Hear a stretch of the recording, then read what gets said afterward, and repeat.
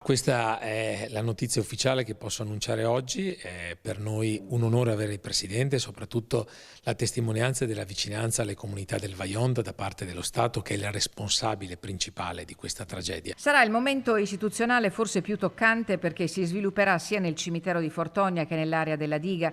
Il Capo dello Stato torna a Longarone per rendere omaggio alle vittime dell'immane disastro che si compì la sera del 9 ottobre 1963.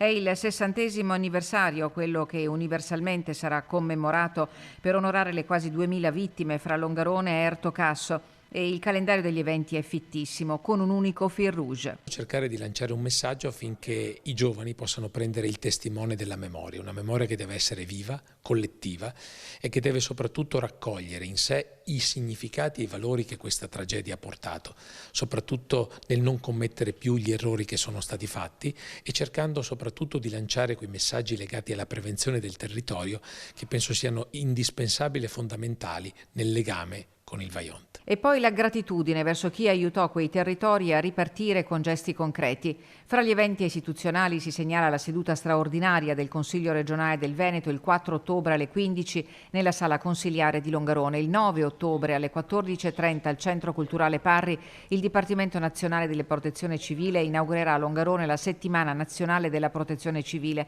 Nel pomeriggio alle 16 la Santa Messa in suffragio delle vittime del Vajont celebrata a Fortonia dal Patriarca di Venezia.